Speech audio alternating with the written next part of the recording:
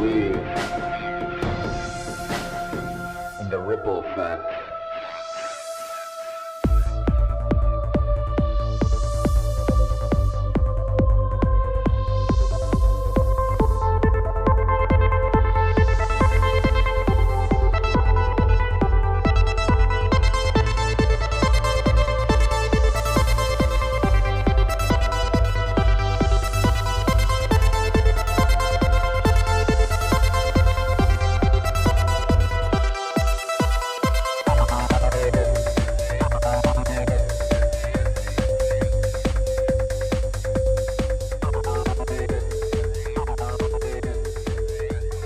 What's up? Another episode of Ripple Effect Podcast. Of course, I'm your host, Rica the Franz, also known as Ricky Franz, and a great episode for you today. Today, we have returning guest Cristián from The Last American Vagabond, one of the best websites and podcasts to check out if you want to keep up with the news of the day.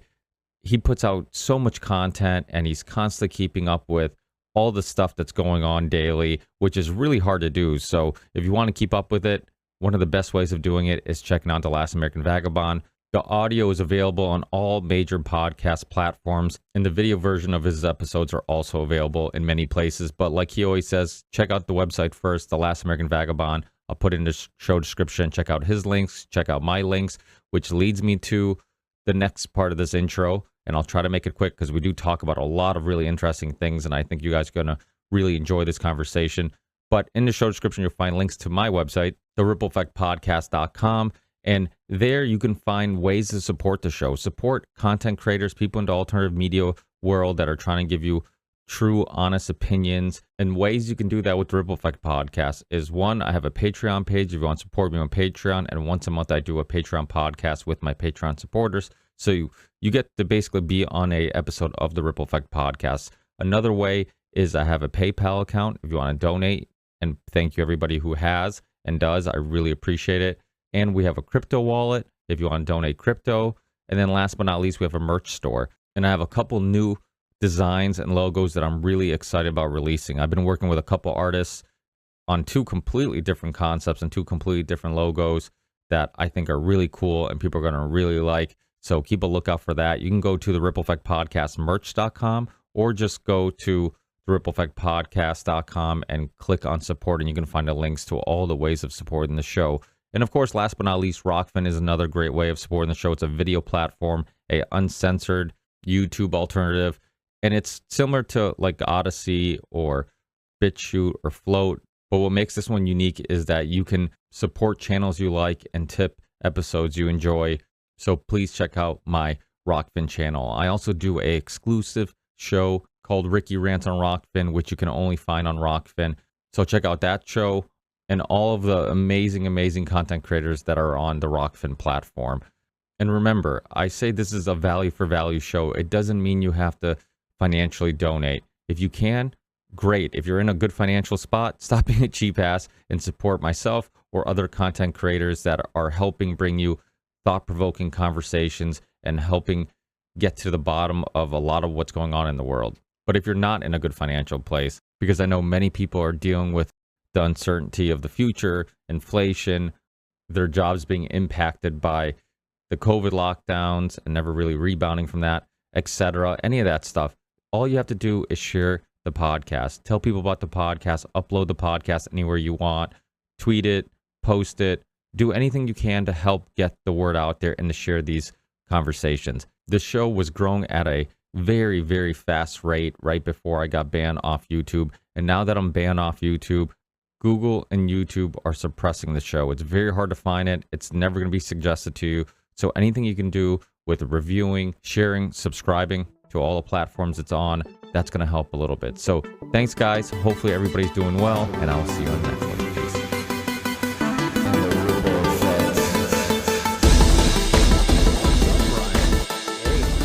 Oh, I can hear you immediately. Usually takes a second. There you go. How are you, man? Awesome. How you been? Pretty good, brother. Thanks for having me on again. Oh, it's always my pleasure. And I just want to give you credit because anybody can get kicked off YouTube. But how do you get banned off banned.video? What? I don't even know what's going on. My opinion is that it's just completely vindictive. They don't like that. Hey, it's their platform. I'm calling them fucking. My opinion about Infowars. I mean, but it's a free speech platform, right? And I haven't really used it all that much. And maybe they're going to try to argue that I wasn't using it enough, or Oh, wait, am I? Oh, you're muted. Okay. And who knows what their argument is? But none of that matters. If it's a free speech platform, you fucking kick somebody off, you look like an idiot. You know what I mean? And that's especially when you're not violating any of their rules. But are we live already? Is this part of the not live, but yeah, I'm always recording just because Okay. I like to keep it casual and keep it rolling. Yeah, it is. So it's funny because I just got on there, and one of the issues was that I don't know if you know Matt from Content Safe, but he helps out a lot, and he's awesome. Our mutual friend was Richard Grove, and Richard Grove from Grand Theft World, and people who are OGs like us know him from Tragedy and Hope from back in the day. But he's going to hook me up, and he's the one who hooked me up with Matt from Content Save, because he's a big fan of alternative media and a just super tech savvy, smart guy. So he helps out, and I think I've told you this before. He's the guy who I used to upload to YouTube, and then he synced all my channels together. Within like a day or whatever, it would be available on all the video platforms. So my Rockfin, Rumble, all that stuff. And then obviously I'm not on YouTube anymore. I have a clips channel that I'm neglecting a little bit just because it's so hard to find the time and to sit down and do everything yourself. But I had to bring people on. That's why Star does it now. Like, I was trying to manage that, and it's impossible. Like, because the clips take almost as much time as the show, and then you feel like you're not doing the show, and it's impossible. But they're so important, right? Because it's people's attention span have been TikToked and Instagrammed away. So now nobody wants to watch anything more than 2 minutes. It's frustrating. Well, that, and it's so on YouTube, I was trying to do the clip thing because I'm like, okay, I can take parts out of a episode that maybe would be banned or censored on YouTube, and I can direct people to that full episode, but I'll take a part out of it that's not so controversial.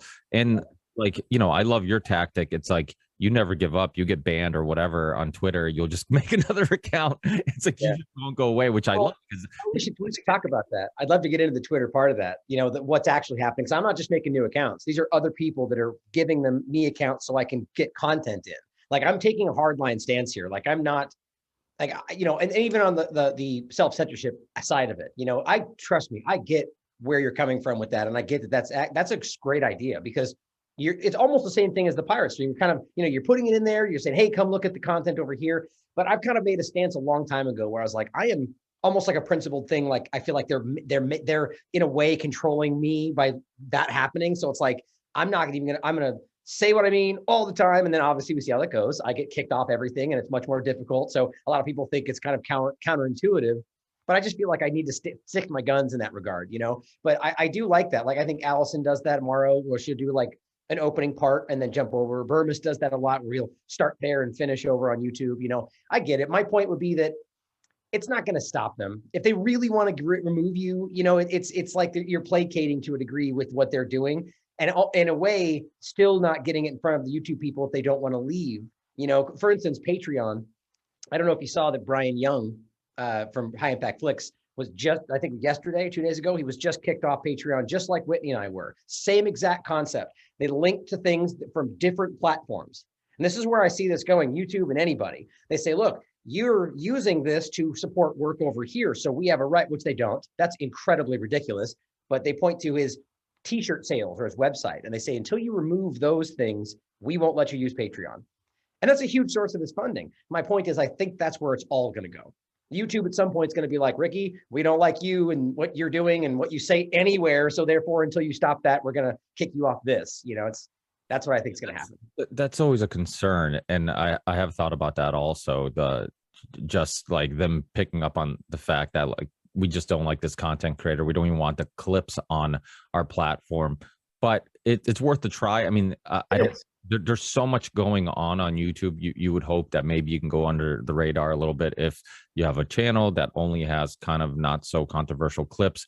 And I agree with you on so much of your tactics, because I think there are a huge portion of the population that still uses YouTube, and those are the people that we need to connect with and we need to reach. Because I say this all the time on the show, there's so many people out there that if they ran into you or I at a coffee shop and we had a short conversation with them, we might plant the seed of doubt about what's really going on. But and then when they go do their own research, typically their first places they go to is Google or YouTube.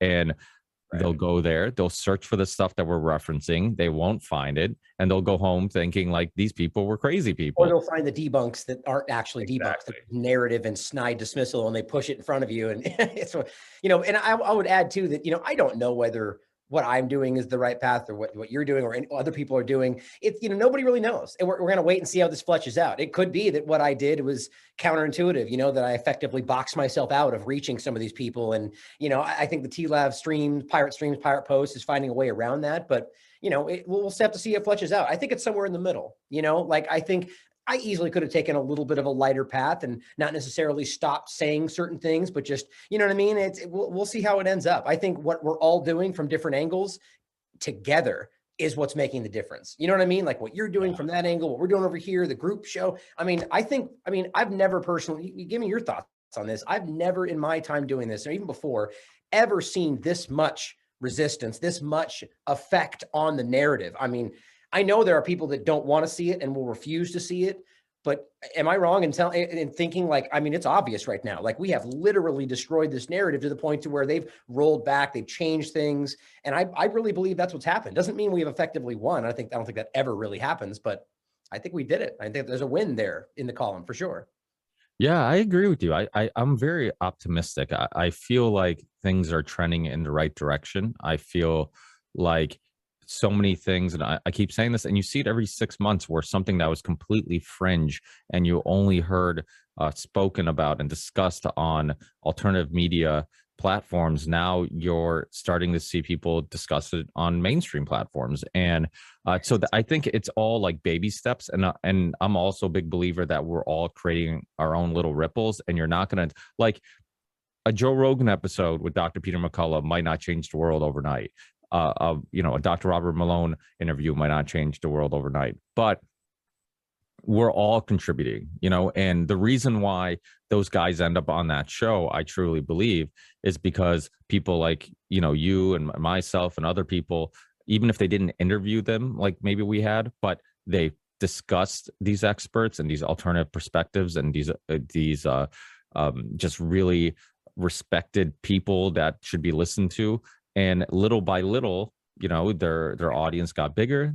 They became much more popular. And then eventually they got on the Rogan podcast. That wasn't accidental. Like, we all contributed with the popularity of these guys and the importance of these guys to eventually get on a Rogan podcast, which became created even a bigger ripple. So that's why I've said on the show a bunch, like, my hat goes off to everybody who was in this fight with me in the last couple of years. Like, I have just enormous amounts of respect for people like yourself, people like Corbett, Jason Burmis, the No Agenda guys. There's so many, Del Bigtree, Mickey Willis, obviously Judy Mikovich, all these people who at the height of this shit, like when literally if you said anything, you're getting banned, you're getting turned on, not even just by what's going on online, because I feel like that's much easier to deal with. Like, I can just turn off my phone and not read Twitter comments. Like, that's not hard. Like, I don't engage with that stuff anyways. But when it gets into your personal life, and now you have family arguing with you because of your personal views, you have friends fighting with you, when and still all of us and many others that I'm forgetting were outspoken and stood up when it was the hardest to stand up. And so I think a lot of people got exposed as cowards. There's definitely some people that in the last couple of years, I'm like, I would assume when something like this happened, they'd be the ones who would be seeing it first and be outspoken first. And instead, they kind of held back a little bit and let other people go jump into the fire first. They were cowards and charlatans and profiteers. Yeah, that's a lot of them. And I think that's one of the most important things that came out of all of this, is that we saw that. But I would add to that, a lot of them were also, and I wouldn't be able to tell the difference, to be quite honest. A lot of them are people that are just scared and allowed that to affect their logic, which is what that exactly does. And that's why they do it like that. But it's hard, because you get to a point, and I'm going to go ahead and say this because I think it's important just for, like, I have great respect, and I still do, for Abby Martin, for Robbie, and Media Roots and so on. And I saw today a podcast they put out about this discussion, and it just makes me sad that it's like, not just like, it's like the other direction. I mean, it might as well be mainstream media talking points. And I know that they see through the illusion, and you know what I mean, to other things. And it just makes me sad to see that a lot of these people are not seeing through it. You know what I mean? And to the point to where it's not that there must not even be looking at the stuff that people are pointing at, like these, I don't know, it frustrates me, And so my point there would be, and maybe it's just wishful thinking, is that they're just not seeing it, And look, I will throw out too, maybe I'm wrong. Maybe I'm the one that misses everything and they're right. That's always possible, but it frustrates me, Well, you know what I mean? Like, I like to see people like that. Or like, for instance, if James Corbett in the beginning of this process was all of a sudden like, we should all get vaxxed, that would have broke my heart. Like, that would have destroyed me, because he's not, and it's the point. You guys get it, and there's a lot of people like that out there. And I don't think all of them are exposed, you know what I mean? But I think a lot of them have been. That could just be my thoughts though, It's funny because Abby's one of those guests that I've been watching her since Breaking the Set. And I remember like the first time I saw that show on RT, and I'm like, holy fuck, like she's having like Russ Baker on and James Corbett on and all these great people that I liked, and some new people that I got exposed to, and she was a badass and all this stuff. But one thing, that really worked with the whole COVID thing was they made it political, where people who didn't like people on the right, if you're on the left or you're left leaning, because people on the right, like Trump, were being accused of wanting to open up the country too early, was accused of not taking it too seriously, was accused of not wearing a mask, and how disrespectful is that he doesn't want to wear a mask. They just kind of fell for that trap, where it was like they end up picking a team or a side or a perspective based on their dislike of the other political party. I mean, and that's why, like, there's so many people that, and I'm not perfect, and I'm sure I have blinders, but I at least consciously make an effort to self-correct and make sure I re-examine things over and over again, and that I didn't pick a perspective or a team or a just opinion based on just because it fits my other opinions, that it just I didn't resist something that went against my my notions that I've already accepted just because it did that. And I greatly respect you for that, Ricky. There's very few people in this field that do that. And here's an interesting thought experiment for people out there. Can anybody out there point to somebody who openly discusses the two-party illusion and acknowledges that all sides, including, whatever president, all of it is openly, we should be skeptical of it, whatever. Point to a person like that is some, that you would think is a manipulator, a shill. Like, I'm sure they exist, but I can't, like, off the top of my head, anybody out there that's taking the stance the two parties an illusion are people that are being censored and removed and fighting it. I think that's because that's the crux of the whole thing. And I've always said this, and it's exactly what you just laid out. I mean, it's very clear. You've got highly intelligent, in my opinion, researchers that have always been calling out the illusions of the government and foreign policy and the moment, and they painted this in a perfect way. And it's what 2016 really showed them, right? Logical thought went out the window. It was, you were the literal enemy of the country if you're just on the other side of the aisle, which is, I mean, that's really dangerous rhetoric to think of, and then now, we see it roll into this, and it's the same thing. I mean, I haven't even thought of it like that until you painted it, I knew that the politics were being used, but to watch how they played it using Trump. And then we can even think back in 2016 and remember that WikiLeaks revealed that Clinton emails, it made it very clear that they made sure, or they wanted to do everything they could to make sure that he was on that final stage. Now, you could argue, as I always say, that they thought it was because he would be an easy person to beat, or you could think deeper and realize there was a lot more going on, and how he was the perfect person to be in place to allow and pacify the largest resistance group in the country. And that's what happened, I don't know, it's interesting. But so to your point about whoever else who would take that political stance, I think what that shows you is that they internally, whether they realize it or not, put more importance on the political vying and the side they're on than they do about the truth. And I don't even think a lot of them realize that. Maybe even in their mind, that's become the right thing to do. Sort of like today, they think research is trusting authority. And people really believe that. Yeah, no, I'm a huge Abby Martin. I would love to have her on. I've thought about this in just imagined how the conversation might go in my head if we disagreed on like, the COVID topic and how we might, because I've had Robbie on a bunch in the past and I like Robbie, but I actually had him on kind of in the beginning of the lockdown. I had like a roundtable discussion with him and I think Jeffrey Wilson and I think Sam Tripoli. I don't, and maybe I can't remember, but it was like a group of us. And at the time, It's an interesting round table. I'd like to see that. but I think at the time we were still like collecting some information and we all had assumptions on what was going on, but nobody was like, which I actually went back and I listened to some of my early shows from like April of 2020 and some of the other ones because I was curious how quickly I picked up on it and other people that I liked, how quickly they picked up on it. Because I look back and I'm like, I wasn't fooled for too long, but I'm like, maybe I was, maybe, I'm like, let me go back and listen. And but I think that we were pretty good with just being respectful to the fact that like right in the beginning, we weren't quite sure. We had assumptions. We weren't quite sure. And then once it became super obvious, that's when I at least personally, I was much more comfortable saying, no, this is a complete horseshit. This is a complete lie. And Abby, the thing about Abby too is that she reminds me there's other people like that. Jimmy Dore was, he went out and got the vaccine and now he's getting attacked by his own people. And even that looks like getting consumed by your own audience when you lean into that two-party paradigm and then barely step out of line, your own audience consumes you, and that shows you something, right? I'd like to believe our audiences, maybe especially when they disagree, would still stand back and be like, let's listen to hear what he has to say, because that's how we conduct ourselves. It's interesting to see that. And it's the same thing with like the gray zone, different people, they barely step out of line and it's like, you've lost it, you're crazy, you're a show. And that's their audience doing that. You read the tweets, that's interesting and revealing. Yeah, and but also the opposites happen. Well, so one huge surprise, and he has been on my show, was Jesse Ventura. Because I mean, this dude, there was a clip that was circulating from his show, and I'm sure you probably played it and even talked about it on your show. I might have seen you discuss it about conspiracy theories with Jesse Ventura when they had somebody discuss on that show. I don't know if it was a doctor or something saying, it's about I think she mentioned eugenics, but she talked about how they're trying to vaccinate everybody. I do know what you're talking about. I don't know if I played that, but I do know which one you're talking about. Yeah. And that circuit. So I'm like, yeah, this dude was warned about this way before, this even happened.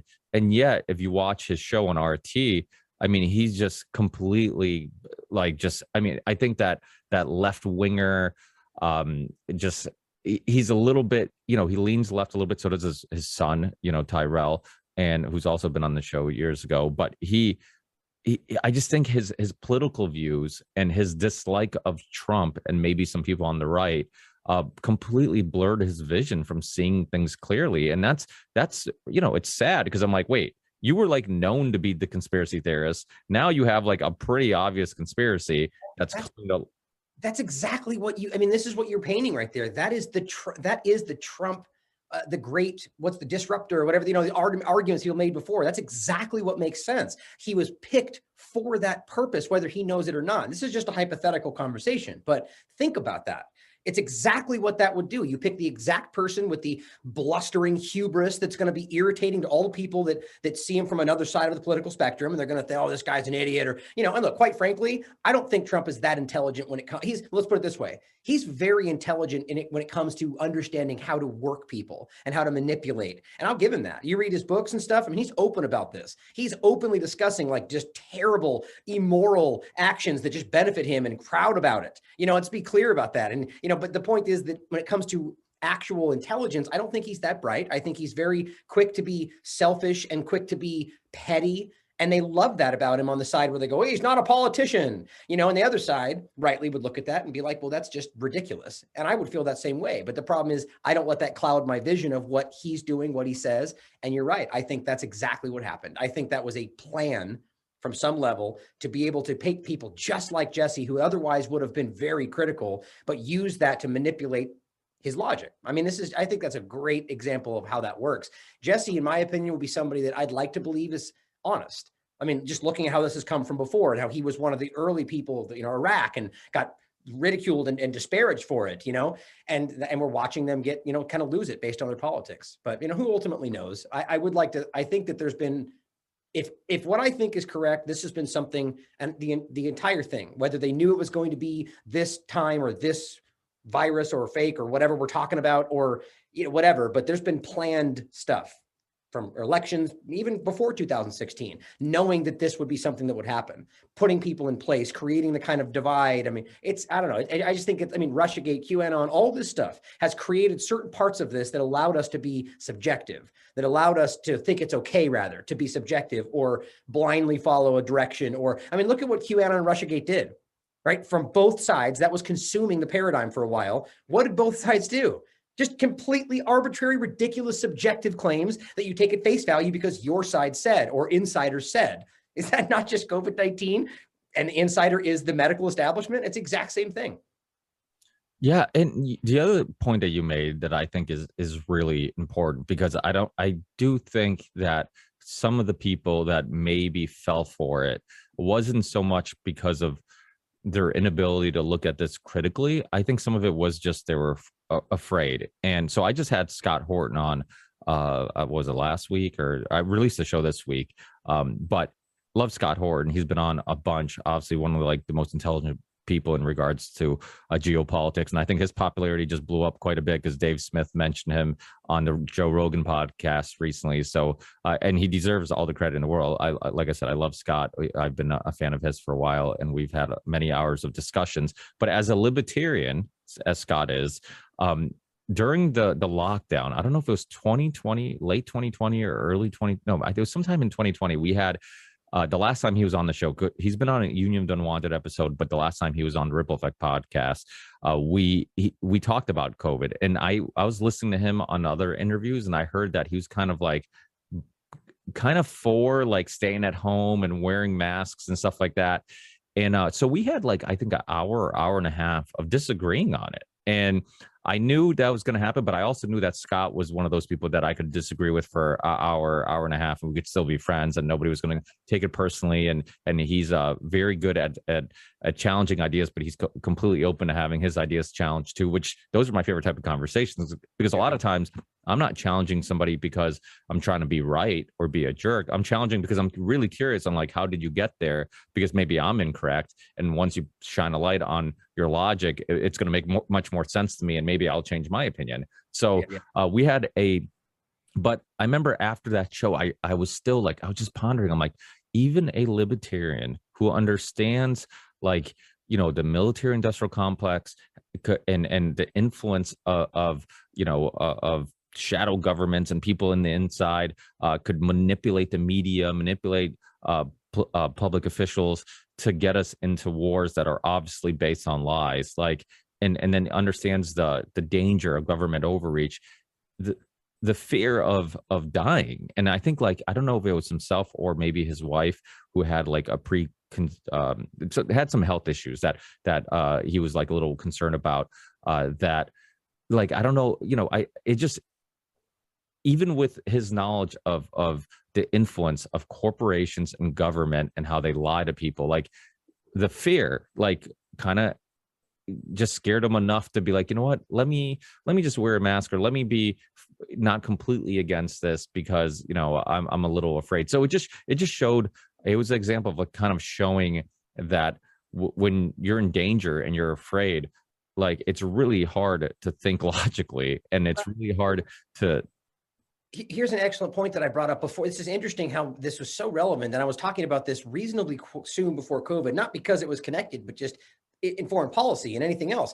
It's excuse me, when we were talking about, or also a point before I forget, is the libertarian aspect is interesting, because that's also something that was changed by Trump's election. A lot of libertarians just became we won with Trump, and then you kind of got rolled into statism. But the idea, I knew I was going to do that. What were we just saying? I lost my train of thought. What were we just saying before that? About Scott. Oh, the fear. Oh, So what's interesting is we know this growing up, or any situation like relationships or anything, that fear, emotion in general, not just fear, but emotion, circumvents your logic.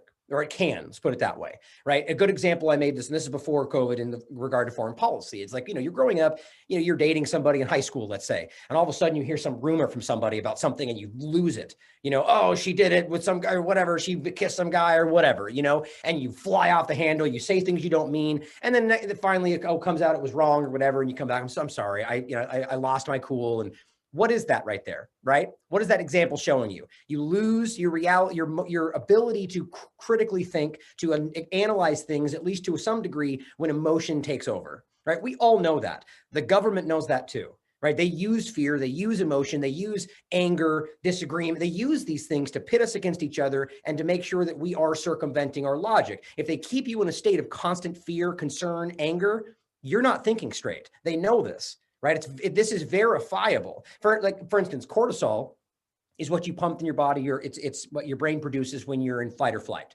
Now, we don't realize today how really bad that is for you. It's not supposed to be a long-term thing. It's when, you're all of a sudden you're running for your life in the wild from an animal and then it dissipates, right?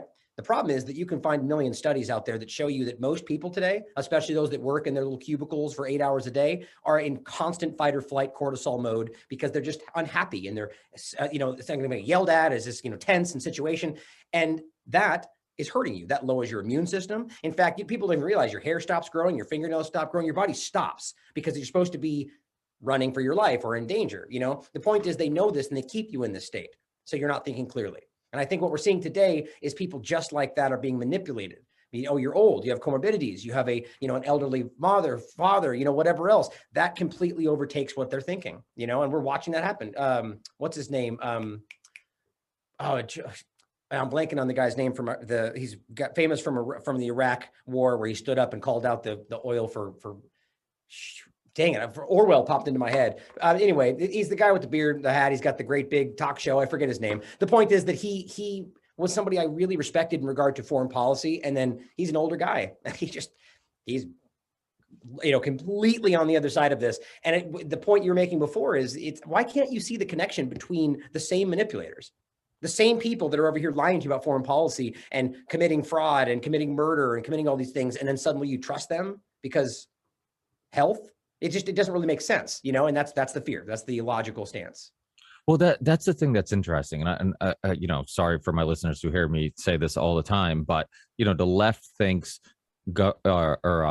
corporations are the root of all evil. Like every issue is because of a chemical company or a polluter or whatever. And then the right thinks government's the root of all evil. And they're both right because the common denominator is that they all have people running them who are corrupt, and corrupt people are everywhere. And that's changed a lot, though. Like, I think that, I think you and I've even talked about that the two-party, like left, right, conservative, liberal, like these things have completely just jumped sides from, you go back 50 years. It seems like it's kind of like on this, I think it's intentional that you see these kind of overlapping of realities. I mean, you look back then to now, they've almost completely switched sides to a lot of degrees, And on top of that, I think that they want the bad guy side to change. You go back before, not even that long ago, it was the crazy evangelical right where they're out of their minds, and we're the sensible party fighting for your right. And, and look how weirdly that switched now, and I think it's meant to taper like that. And it just keeps you on your toes.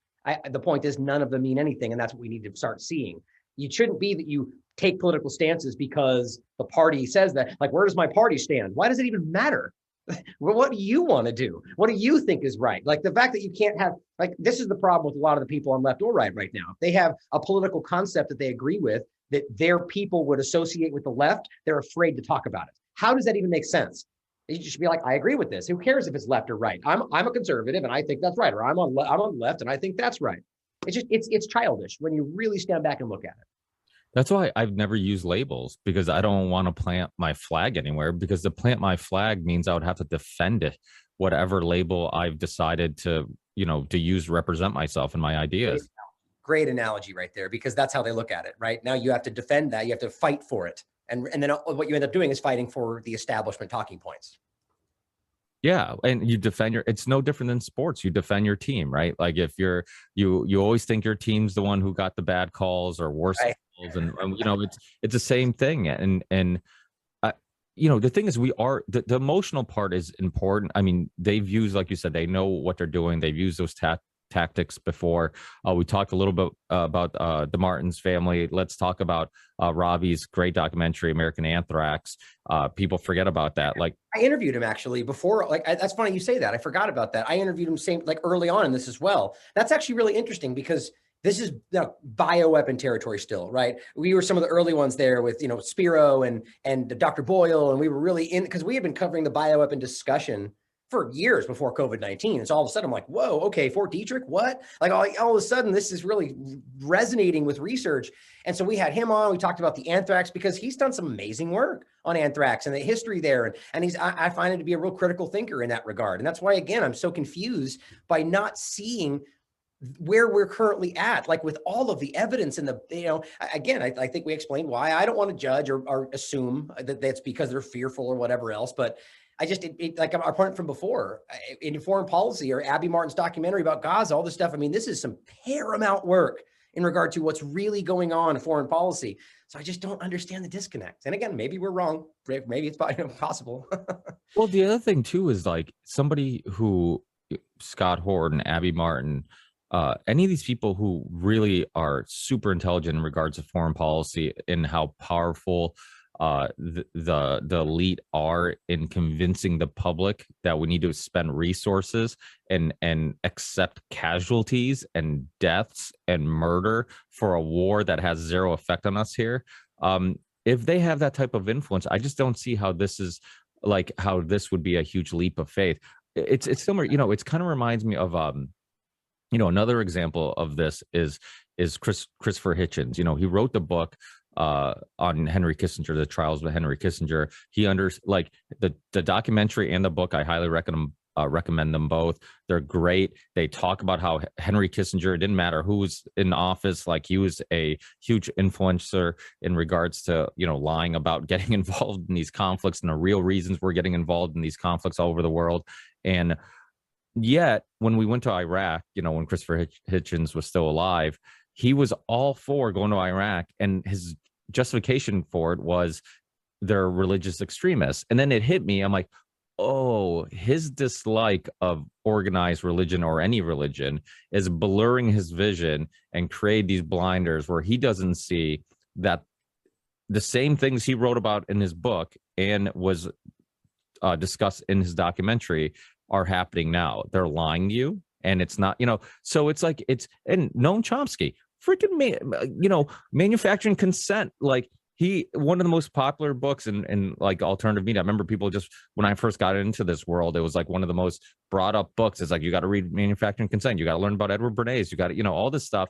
And then it's like 9/11. No, and I'm like, wait, why is that a leap? Or even just COVID-19. Noam Chomsky is completely on the other side of this in regard to what we should be doing. And that's crazy to me. And whether or not we're taking stances that you should be forced to get an injection or forced to wear a mask, because that's always where my line is. I know we're going to disagree, but as long as you're not saying it has to be forced, then we can agree on that. Like, I can show you science about masks not working or injections being dangerous, but as long as you're not saying it has to happen, then I feel like we're sort of on the same side of this, right? It's about choice. But people like that, how can you, like your point, how can you write about the foundational concept for people to understand manufacturing consent, his concept about the media saying, well, they wouldn't be in these positions if they didn't already hold previously pre-existing beliefs that they want, and then see this happen and not go, well, the same thing's happening. Like, I don't even care if you think that there is something happening and that and that you're in danger. You still need to be able to stand back and recognize how overtly they're lying to you and how many times they've already had to roll back what they said. People like Noam should stand up and go, well, that's right there. That's that. So there is a level of dishonesty. It's right in front of us. We've caught them lying, but yet they're scared. I think politics plays a factor, or maybe they were never honest. I mean, who knows? But it's pretty crazy to see how this is just kind of broken apart in front of us for a lot of people that I thought would have been champions of this, fighting against it. Well, like you said, I think a lot of people will expose corruption when it falls into place with their ideologies and their political parties and the people they like. So it's like, you get people on the left who will expose corruption on the right, people on the right who will expose corruption on the left. But, not often will people expose corruption on both sides. And it's a huge issue. And that's why I think like people like Dr. Robert Malone and Dr. Peter McCullough were such a threat, because they were just looking at the information and the science. Like a lot of these guys, like, when I had Dr. Robert Malone on, he talked about it. He's like, people are calling me a right winger. And I mean, obviously to probably discredit him, but he's like, I'm not political. This guy's spent his whole life. I mean, to be a PhD, to be in medicine your whole life, to be in, this line of work and research. I mean, you don't spend a whole lot of time reading about politics or about foreign policy or whatever. So these guys are very neutral on these topics. So their opinions were spawned by just looking at the science and the information that wasn't making any sense and how everything was contradicting itself. And then so I feel like people like them, it was good that they weren't political and they didn't have strong ideologies, because it didn't get in the way of looking at the information and come to the conclusion that it's like, none of this is making any sense. So it actually, I think, works it works in our benefit in some ways. And I also think you look at things from all perspectives, and Rogan's kind of very similar, where he's getting a lot of heat. He's called a right winger, even though it's hilarious that he's a right winger, because people like Abby Martin and Lee Camp and Jimmy Dore have all been on that show. Peter Joseph from Design Geist movies have been on his show way back in the day. He's just a curious person who will talk to anybody and everybody. And this whole idea of like he needs a or be more balanced or whatever. It's like he had Dr. Sanjay Gupta on there, right? Who made an idiot out of himself, because he's supposed to be one of the leading experts. He's on TV every day talking about this. Nobody should be more knowledgeable than him, because literally that's all he does is talk about the science. And a guy who spends a lot of his time, dibble dabbling in other topics, completely just like killed him in kind of a mild debate. He made him admit that he was wrong, and he stated that literally that they shouldn't have done that. So you're admitting that they misrepresented the situation. Then he goes back on the news, CNN, I shouldn't call it the news, after that, and then doubles down on the lie. Like, so you're willing, I mean, that you are either the most dishonest person and you've always been dishonest, or you're just a meek follower and you don't care about the truth at all. So I mean, either he lied on Joe Rogan or he lied when he back on the show. And I think we know what happened. He's on the show and he what are you going to deny it? Right? I mean, it's ridiculous. Joe Rogan was on him, right? He was not letting him get away from that. And he had to say, yeah, that's wrong. And then he just cowardly went back on and said the opposite. And to your point about being an expert on everything happening, I mean, think about how ridiculous that makes him look. The fact that he didn't even know all the details about the story, and you're supposed to be the leading. I mean, it's this, they are not looking at the information that we're discussing because they've been told that it's to be dismissed, or they know it's there, they know it's real, and they don't care because they're a dishonest liar. It's really interesting. One of the things you pointed out there that I think is really interesting that's sort of happening to me is that they paint these people as, the right winger, whatever. And I would argue that I do know that most of them do have, I mean, they like to say they're not politically political. I mean, they all are. I mean, that we all are to some degree. That doesn't mean it's wrong, right? But I do know that some of the people we're talking about, they very clearly have a political side. But that does not mean that what they're discussing in regard to their science, which I do think is very sound, is being politically influenced. But here's my point. What did they do? They censor these people off of all the areas that they decide and they think are neutral or left. Then when they go to the only place that's willing to give them somewhere to speak, they go, "Oh, see, they're on all the right-leaning platforms." Well, you just kicked them off everything else. And then these people are going, "Well, come talk over here," whether or not they have a political agenda or not over there. It's just, they're looking for anyone that's willing to give them a platform so they can get the information out. And maybe they don't even, to your point, maybe they don't really realize that some of these platforms would have that kind of a perception. Like, for instance, a lot of them I've seen go on, InfoWars. And I would argue that's probably not the best thing to do, because it's going to undermine, that's what places like that are used for. It's going to be dismissed out of hand. And sadly, that's how Rogan is being used today. And I don't think that's fair at all. But today it's like, oh, Rogan, you trust Rogan? Well, who would we trust Rogan? We're talking about McCullough and what he said, but that gets dismissed by saying Rogan, gone. You see what I mean? That's a couch, that's intentional. But so for me, same thing, like all of a sudden I'm like, oh, look, I'm on, the only ones I have now are Gab and Parler and Getter. It's like, well, it's because they kicked me off of them. Like, this is not an accident either. There's an intentional effort to this to make it look like there's partisan divide, because I think COVID right now is exposing that it's never been less partisan. Like right now, this is not a partisan argument. And you see this by the convoys, by the protests, by people speaking up. Look at the comments they're trying to hide, right? They're deleting the comment section. You'll find this. I actually just saw a really funny Instagram post. I think it was, what was her name? It was a mayor. Wu, I forget. I think she was an Asian mayor. I forget where she was. Anyway, the point was she had an Instagram thing where she came on and was like, "I'll answer all your questions," and she just got, I guess we call it ratioed today, but it wouldn't be right. Just all the comments, one after another, was like, "You're a terrorist. You're anti. You're this isn't right. You don't have the legal standing. Like your vaccines are hurting people." And she just sat there and was like, "Okay, we're waiting for questions. I'll let you guys get in here so we can wait for questions." And just, they're flying by. she's not answering them because they're asking real questions about whether this is safe or whether you know what you're talking about. Masks don't work. And they acted like they didn't know what was happening and there was a glitch and something. It just, people out there see it. I mean, if we're really going to believe the majority believes them, where's her audience? Right? It's her channel. And every single comment is like, "You're crazy. You guys are wrong. You're hurting people." I think we see it. I think the majority sees it. I really do. Now you see people like Dr. Wen or Wan or whatever her name is. Lena Wen, yeah, she's that was the one I was talking about. But Lena Wen is crazy as well. Just laughing how forcing masks on everybody, and then on a dime with no new science. Like, oh, they don't work now because new stuff that we don't have. Yeah, well, that's the thing I kept telling people too. I'm like, do you ever wonder when during the lockdowns, they would, in Massachusetts where I live, they would just randomly just say, "Hey, now we're going to stop restaurants from being open after 9." And it's like, okay, like why? Like, do people get more infective after 9? Like, how does this make any logical? And it's like they would just constantly do things. And like when the lockdowns first happened, it was like they would talk about some science and just like talk, "Oh, this is because we have some research." And then it got to the point where like they understood they didn't need any science. People would just do it.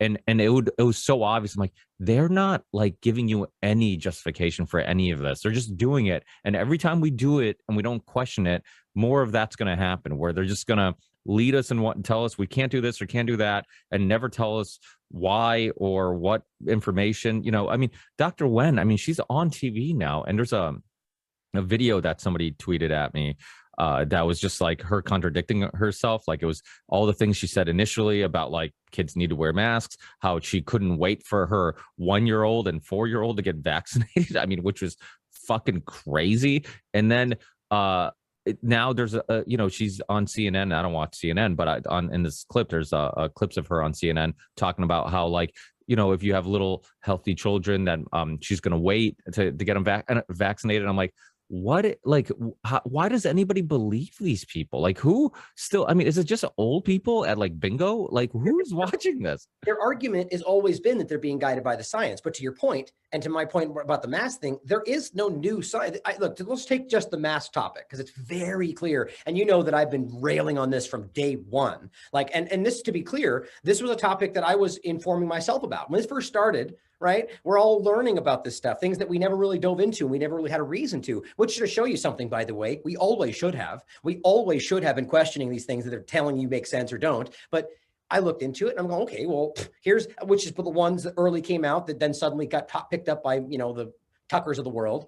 But I'm going, look, here's a 2020 random controlled trial that is 20 different, it's a meta-analysis of random controlled trials that says that there's no statistical significance in reduction in transmission in any of them. Right? No matter what you're talking about, household in the world. I mean, it's a slam dunk and it's a random controlled trial. That's the gold standard.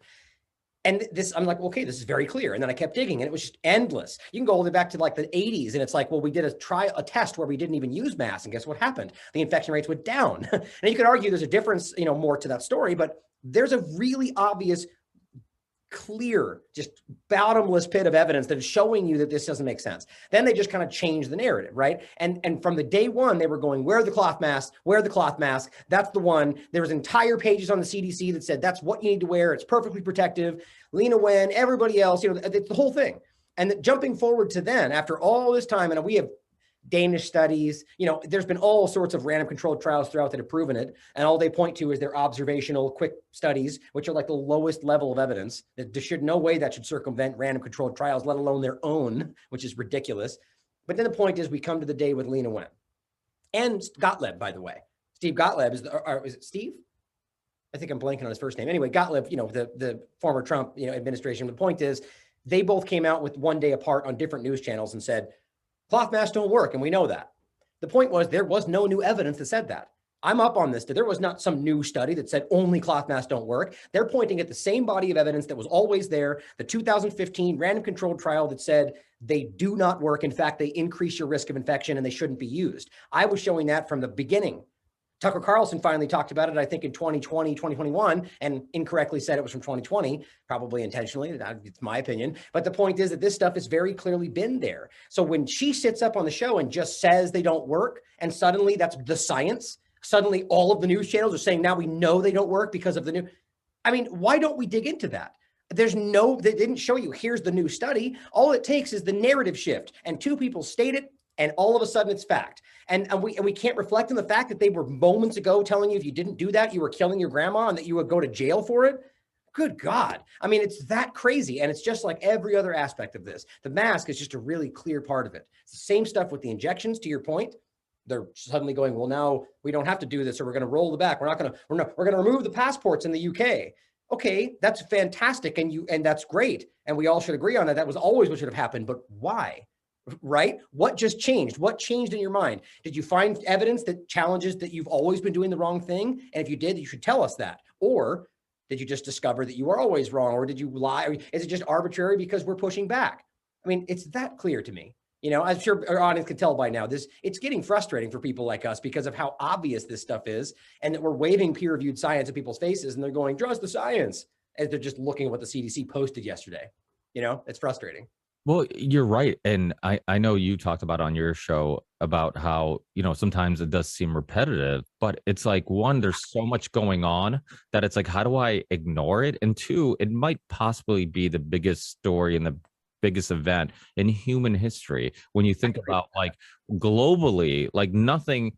I mean, even when Genghis Khan was killing people, there's parts of the world that weren't affected by him. Even when World War I, World War II was happening, there was countries that weren't affected by it, that stayed neutral. This affected everybody, and it's been for generations and generations. So, like you said, and the other thing is like the policy changes or the narrative changes, and it always makes me skeptical. It's like either one, is it because midterms? Is it two, because of like some other agenda? Maybe because they see the pushback in Canada and they're worried about maybe suppressing or mandating people to that point where they end up pushing back like that. Is it because they just can't hide the truth any longer, so they need to act like they're changing, and they're also realizing that this stuff is true now? And so there's all these, but regardless what the motive is, it's not moral. It's for their own personal, because how many people have been tortured with masks? How many businesses have shut down? How many we always talk about collateral damage, with drone attacks or whatever. Like, there's tons of collateral damage. I mean, Trump, not to quote Trump, but he was right when he said you can't make the cure worse than the virus. And the other thing too is like also their ability to use scare tactics in just the way they word things. I mean, people are testing positive for COVID. That's what you keep hearing. They test. COVID's the disease. You can't be asymptomatic for COVID, because COVID is, you only have COVID if you have the symptoms, because it's the disease. You're actually testing positive for the virus. So I feel like that was also something that was well thought out. Like, let's push this narrative of you're testing positive for COVID because COVID is a disease, and COVID is scary because COVID kills people, and some people are dying of this disease. If you just said, hey, you're testing positive for coronavirus, yes, a virus that's been around forever and a version of it that might be new, but it still doesn't sound as scary as COVID because it's just a virus, and there's viruses everywhere. When we touch things, when we're around other people, we're constantly being interacting with viruses without even knowing it. And so I feel like even that, like, how deceiving is that the doctors are on TV saying, oh, he's asymptomatic for COVID. He tested, and I'm like, wait, you can't, like, my understanding of diseases is that the virus causes the disease. The disease is the symptoms. If you don't have symptoms, how the fuck can you be asymptomatic? Like, it's just, it's all like, it's all really well thought out and by experts who know that they're incorrectly kind of pushing something onto the public that scares them more than it should. They've been conflating those the entire time. That's a great point. Coronavirus with COVID-19, SARS-CoV-2 with coronavirus, the same thing. But this has been happening with everything, though. Don't forget, what's the 3.6% death rate that just kind of floated until well past when we knew that wasn't true, or Fauci's mistake of mixing up absolute risk reduction with relative risk reduction, even though weirdly we still only use relative risk reduction. Yeah, oops, forever, right? That's not an accident, right? That's a choice to make it look like you're getting 95% of efficacy when it really is 0.5 or 0.05 or whatever it comes down to. For people that don't know that, it's and you can look up papers about absolute risk reduction. It is misleading. It has a use, but it's misleading in the context in which they're using it today. It's really the difference between the risk of a person with nothing and the potential risk of the person who gets the injection. It's not 95% effective at stopping what's happening. We all should know that by now. It's a 95% difference. Your real risk reduction, absolute, is like 0.05%. And this is in any, and that's if they're still claiming 95. That's not what's happening right now, and we should know that. You've seen that report, I'm sure, one of the Pfizer studies. I have it up if you want me to show it, but that show you the breakdown. Right, that show you that after 1 day to 30 days, this immediately goes to 55%, and that's relative risk reduction. That's meaningless. And then below that, after that, it goes to 36 after 60 days, and after 90 days, or actually, it eventually goes down to 9% relative after 60, and after 90 days, this is the Pfizer injection with Omicron. Your risk of catching Omicron, whatever, if we're calling whatever that is, it's a negative efficacy, which means you have a 76% increased chance of catching coronavirus. That's why we're seeing people with the injections overwhelmingly taking over the case reports, 70% in most places, acting like that makes sense. That is the pandemic of the injected right there. Whether or not you want to pretend that they're not at risk, because I think we all know that's not true. They're just hiding all the blood clots and heart attacks, and they're not associating it with COVID-19. But the reality is they're the ones spreading this. The data shows that in the UK, Scotland, the US. So what's funny to me is right now they're the majority of the cases, and they just argue they're not at risk and blah, blah, blah. So they're spreading it more, they're catching it more. Fauci admits they have a higher viral load in their nose, their mucosal immunity, which they don't have. So they're the ones putting unvaccinated people at risk of catching this, even if the unvaccinated have a higher risk of dying. Isn't that all the more reason to isolate the vaccinated from the people that are at risk? You see what I mean? Like, why would you give them the injection as unvaccinated people to put them in the position where they're over here spreading it to the people that don't have it? That's ridiculous. And this is all very easy to look at. You just have to stand back and look at the entire narrative. And again, the narrative is the narrative. That's not to say that everything they're saying within it is true. But if their narrative is exposing their own lies, I mean, come on, where are we? This is in a massive illusion. And that's when I'll always shout out Denny Rancourt's research, which I really hope people continue to look at. He's the one arguing and mathematically proving in my mind that this is easily an illusion, possibly completely. I'm still kind of keeping open that I think, something's involved, but his argument is simply that mathematically, a government is well capable of creating everything we saw, even with nothing being there, like having the actions they're using causing problems that get repointed at, which we keep talking about, the injections causing problems, or maybe the mask causing pneumonia, which then gets called COVID-19, right? We've talked about this from day one.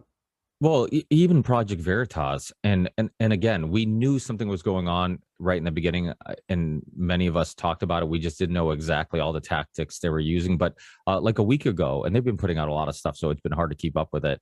But they had a whistleblower that I forget which state she worked in, but she worked at a hospital, and she talked about how, and you might have seen this, she talked about how every hospital in the US, there's a protocol, right? Like you observe the person and you figure out, okay, do they need to stay in the hospital, or do we decide to send them home?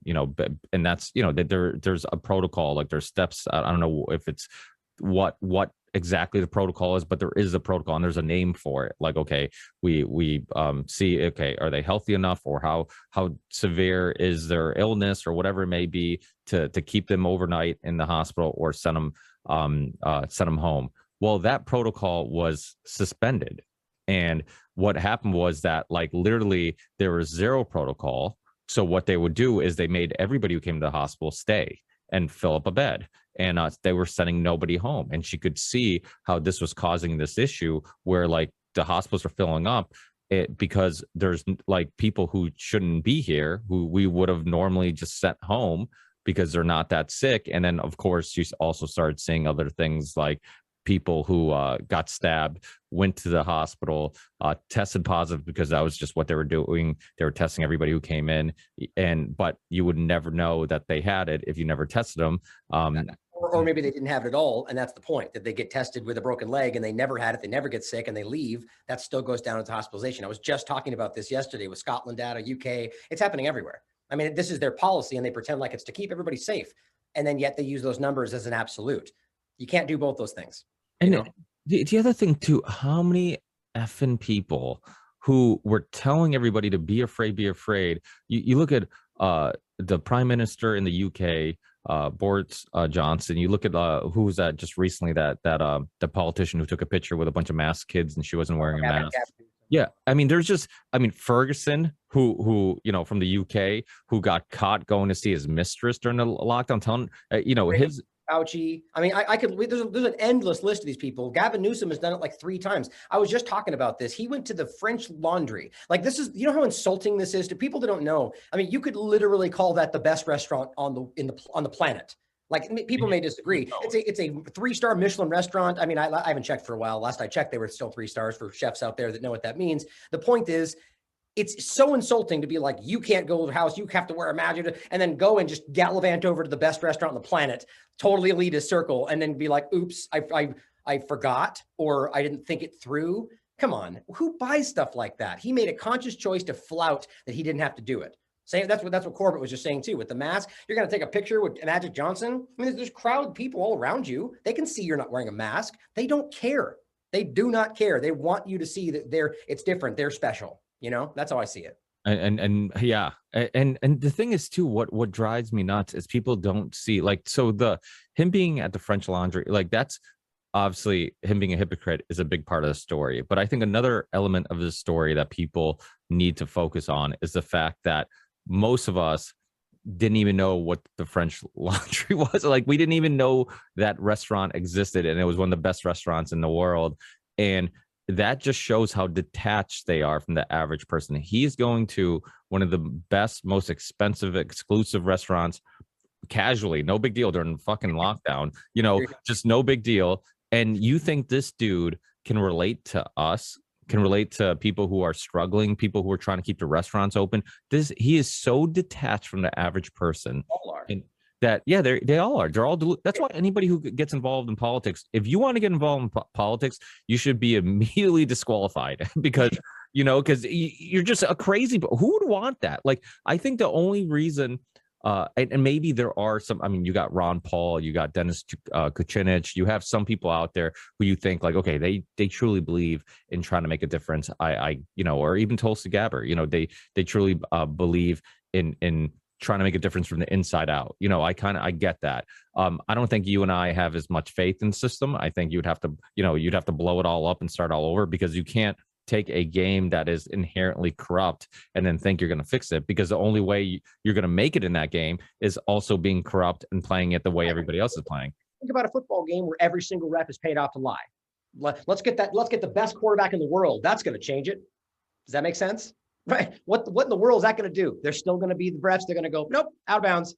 Doesn't matter, right? They're controlling the game. So the idea that we can vote in one person or vote in, it's the savior complex. That is part of the illusion. And it doesn't even always mean that they're not, my opinion, I think Gabbard has a lot of the right mindset, but she completely sold out. And whether that's because she believes it's the right move to make change in the world, maybe she still naively believes that, or maybe I'm wrong. But the problem is that you watch them equivocate. Like, she should have made a hard stance during that election. She shouldn't have gone, okay, I support the party, whatever. That's lame. That immediately said, okay, she's not there for the real reason she was. That's my opinion, right?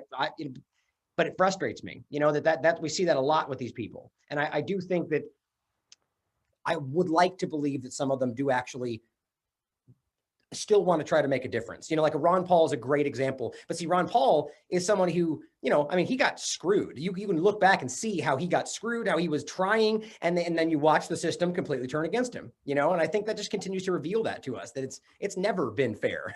It really hasn't. And go ahead. No, I was just gonna say, and another example, and this shows how much like politics doesn't have anything to do with it. If you're an outsider, regardless what your political views are, they're not gonna let you join the party. Look at Ralph Nader, completely on the other side. He got demonized. You know, he's on the left. You know, Bernie Sanders, same thing. So it happens to both sides. Anything that's extreme, anybody who's gonna stir things up, they don't want you. Sanders is the same point, man. That's just so depressing. Like anybody who thought Sanders was on your side needs to stand back and realize that he has, like, how in the world can you stand up and say what you said about Hillary Clinton and then endorse her? That's disgustingly obvious. You're a hypocrite. Like, I don't care if you did think that that was for the best of whatever you decided to rationalize. You called her you called her what we all have. You called her out for being a criminal, basically, on the campaign trail, and then you endorse the criminal.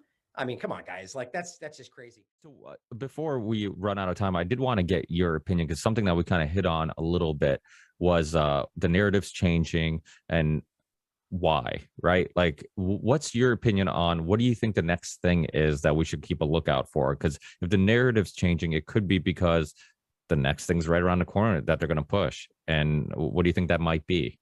Yeah. It's hard. I mean, and this is an important conversation to have right now. I actually asked Catherine Austin Fitz to come back on in the beginning of March. We're going to have a conversation about exactly this, kind of just dive deep and talk about why we think it's happening, as well as the ingredients in the injection and the validity of different claims that have been made and so on, based, from her, long term. Like she's a career researcher. Like I put so much credence in her opinion. She's somebody that we should be paying attention to. But, my opinion is I look at it one of two ways. There's a lot of different options, but for me right now, it's let's put first off, we made a difference. I think we need to acknowledge that, regardless of whether it was the impetus for why they started to change the narrative and roll it back, like 100%. Your show, our show, and independent media, anybody out there that has been continually pointing out the holes in their narrative have 100% made a difference. And it's something you kind of mentioned in the beginning there, that like we're constantly taught and told, especially from the establishment, that, you're one person, what are you going to do? You can't really make a difference, except when they want you to vote. Then every vote matters, except when it comes down to the last two. And they're like, well, don't vote for the third party because that won't matter, right? Total logic from the government, right? But the point is that your one vote and your one thought, or whatever, not vote necessarily, but you as an individual absolutely matter in your opinion, in your stance, in what you post and what you do and in what you vote for. The point is, every one of you make a difference. And the point is, it's all about small incremental steps, right? One person matters, two people matter more, 3 and 4 and 5 and 100. And the point is, every one of them is one step, right? Every journey a journey of 1,000,000 miles starts with one step, right? We have to think about it like that. But the point is, where all this is going to go is that we have made that difference. And I know that has been to some degree why this has kind of rolled back, because I think we can all acknowledge that if we all just kind of laid back, we'd probably already be in some kind of technocratic panopticon already, like right now, because this has been exactly where they're trying to go, and they're all rationalizing it for your best interest. And suddenly we all kind of go the other direction. I think that has to show you that either they recognize that we weren't ready to take it yet, and so that's what they always do. And look out throughout history, things like the Patriot Act, there were things that were poked in before, and okay, wait a minute, and finally they got it through, right? Or even the Patriot Act itself. We just talked about Robbie Martin. We talked about this on the interview with him. That we have to remember there were people that were resisting that. And then the very two people that were holding it up were the very two people that got the threat of the anthrax. And then guess what? Right afterward, they voted, and suddenly the Patriot Act runs right through, right? Coincidence? Maybe, right? So I think what's happening now is them rolling this back. As Jordan Peterson puts it, a fortified retreat where they acknowledge they haven't gotten what they want. So they stop, right? And they wait. And they wait a day, a week, a year, until suddenly you get comfortable with where you are now. But don't forget, everybody, where we are right now is the new normal. We're not back there where we thought was normal. This isn't 15 days back to there. This is becoming 3 years to stay where we are, right? That's not the thing they promised, and it's not even remote. Not that we should even want to go back to the normal before, because it wasn't. But the point is that we're now in this position where we have infrastructure for mandates. We have, people in schools and hospitals and institutions still forcing mandates, still forcing masks, despite the fact that the government supposedly rolled them back, right? It's not really changing. The narrative is changing. And that's what we need to continue to see, is they'll suddenly, cloth masks don't work, and here we are, but they're all still forcing it. Just use this new version of the mask, right? Just even the Trump discussion going into 2024 territory, I'm already seeing the Trump side of this get pulled back in. Maybe the vaccine isn't bad. Maybe it's just bad because the Democrats in control. I'm actually watching these arguments from people that were moments ago right where we are. The politics are changing them. So we need to stay on this path and continue to fight against the narrative. But That's the first part of it, long-winded. The point is, I think we are making a difference, and they rolled this back because they recognized that they weren't going to succeed if they really jammed it in unless they were willing to go way too far, which then could kind of just destroy everything.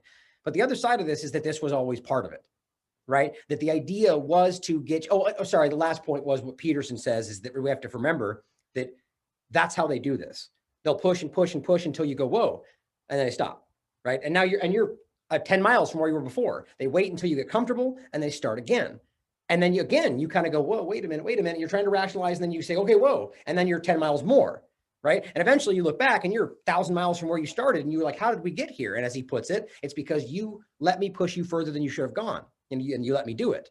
And then you let me do it again, right? And that's how that works. Now, the other side of this, though, is I think, and I'm weighing these right now, whether or not this was always kind of part of it, that it was meant to be the bluster about the mandates, and then they go, oh, we didn't do it. But what really changed? All the institutions, the hospitals, I mean, almost all of them are still doing it. And then we have to remember that companies, for the most part, are controlled by like 5 companies, right? I mean, the centralization of control, whether media, corporations, it comes back to a very select grouping of people and companies, and that's easy to control. Right? So the narrative is one thing, mandates and so on. And then they kind of wait and pull you back into it. And then we just pretend that this becomes normal, or even more so that we won. Right. And here's where I see this going. And this is the main point of what you're asking. Natural immunity was, I mean, one of the most embarrassingly obvious parts of all of this, that everybody, children, can understand the concept generally, basically about how these things work, even if that's, whether that's true or not, you guys can debate. But the point is that you take this thing, or you get sick from something like chicken pox, which I went through that, chicken pox parties when we were growing up. You get it, you get better, then you no longer get it again. It's very simple. And when this all started, it was like natural immunity. Like, what is that? Is that a real thing? Like, I actually have an article from Mother Jones that says the dangerous conspiracy theory, natural immunity, in quotes, going mainstream. I point to that every time. I mean, how embarrassing is that? That'll go down in infamy, right? It's ridiculous. My point is, I think that was planned. How dumb, because we all see how dumb that is. Now they're going, oh, okay, I guess we now see natural immunity. That's where the CDC is the last couple of weeks.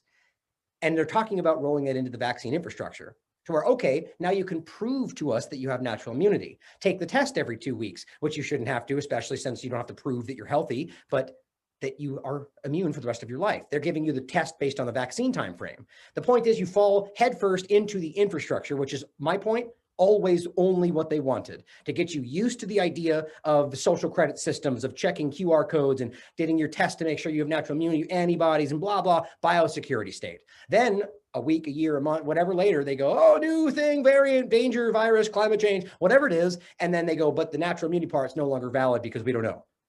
Then you fall right back in, and now you're stuck because you went along with it. Now you have to pass this, and you have to check in here, and you see what I mean? And I believe that's where it's always gone. The financial part of it, the technocratic control, the vaccine being a central part of this, especially in regard to experimentation, eugenics, those are parts of this, but was really a means to an end to push you into the technocratic panopticon. I think that's what I believe, but we'll have to wait and see. Hopefully we push back even more and stop it altogether. Yeah, I think that's a big part of it also, and also being open to the idea of a mRNA vaccine, or technology, because it's not really a traditional vaccine. That's a great point. The nanotechnology side of it. Yeah. There's another angle for sure that I think is very relevant, but I kind of see it tapped into the technocratic, it's the nanotechnology part of this is how they create and reach the fourth industrial revolution conversation, the implantables, the transhumanist mentality. And that's what the Great Reset is all about. And people that pretend like just making that statement, for instance, people out there are going to go, oh, his conspiracy theory. Read the damn Great Reset, the book that Klaus Schwab wrote. It's literally saying these things about implantables and all this stuff and how it's going to happen in the fourth industrial revolution. And then recognize that he's saying that's where we are right now. It's very, very clear, and the people just dismiss it because of the reasons we talked about earlier. But the nanotechnology, remember, lipid nanoparticles are what are encapsulating the instructions for the mRNA. Now, those don't necessarily mean nanobots. But again, to Catherine and our conversation coming, there's people out there arguing very strongly that there is evidence of not just nanoparticles, but actual nanobots or nano, whatever you want to call it. There's something other than that in there. And that's maybe why they're so aggressively trying to stop the information from being shown until 2076 or whatever else. Yeah. And you look at like prior to 2020, the CRISPR technology and some of that technology seemed like very, far in the future. It seemed like something that the general public wouldn't be very accepting of, like this idea of messing around with your DNA and RNA. That's why they frame it so far ahead. They frame it like it's going to, it's like reading about floating cars in Boys Magazine. It's like, is that like way beyond your ability to understand? They do it like that so you don't push back. It's like, he's talking about 500 years from now. It's like, no, that's actually tomorrow. That's what that is.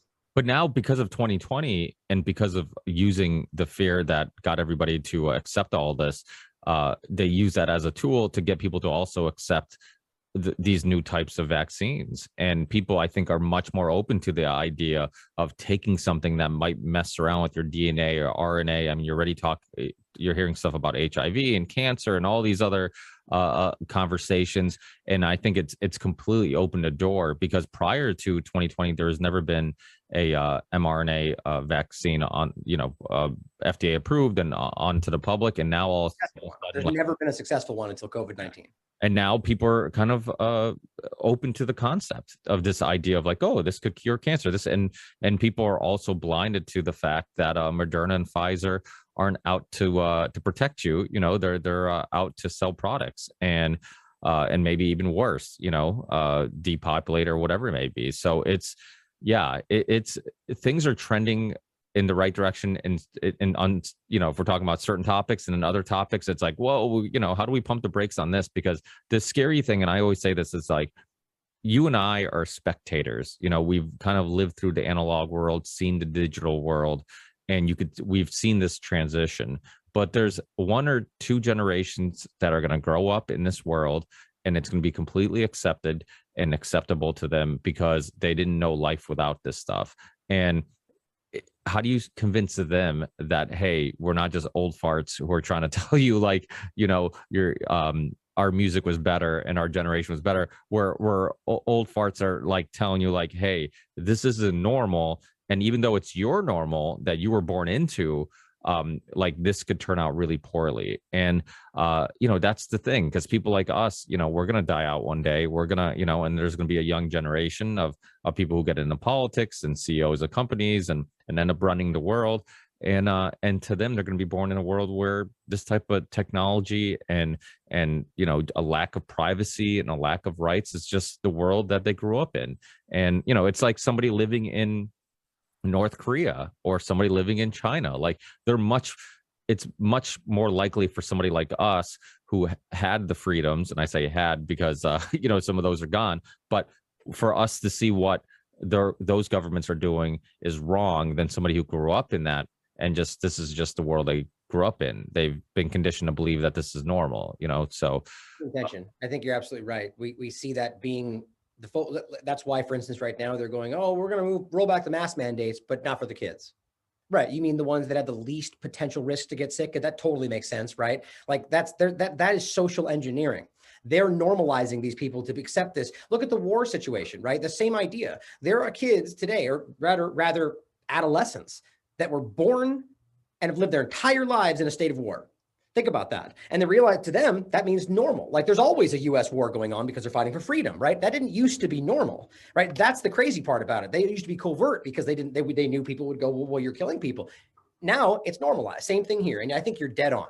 I think this is about the social engineering concept about normalizing what they want these kids to be okay with in any generation that wants to go along with it. So you're right. And I think that the solution there is to fight for them. Right? Fight for the schools, fight. And that's the local level concept, right? Fight for people getting elected on the school boards, right? Get the right people in those positions. Like, that's the only level of elections that I think, still maybe there's no effect there. Maybe it's corrupt like everything else. But if there is an election that's going to make it that you're able to influence, I would say county level, local level, that kind of stuff, and fight to inform them. Inform your children, get them to a school, take them to a homeschool. I mean, whatever else, like, do something different. Like, that's what we need to start doing. Going through the same motions and expecting a different result is insanity.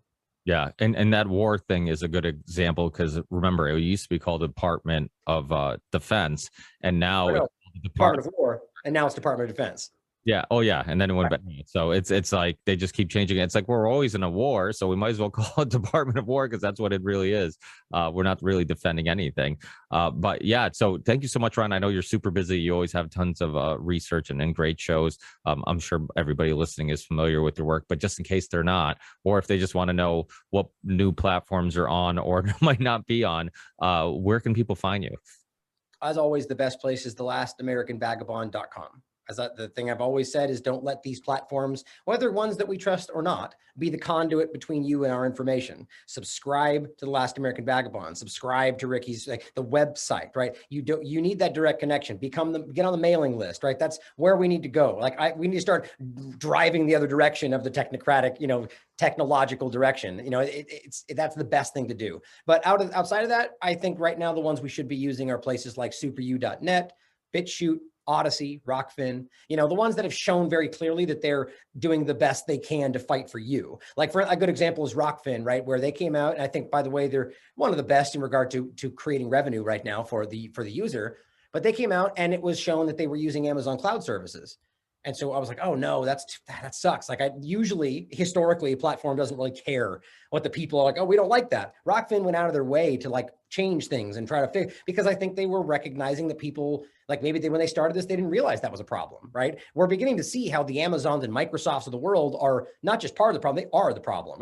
This is the public-private partnership that's just this nebulous problem that's developing that is changing everything in front of us without our say-so, So that's the best thing to do is go to those kind of platforms, and thelastAmericanVagabond.com. As always, thanks for having me on, brother. I love talking with you.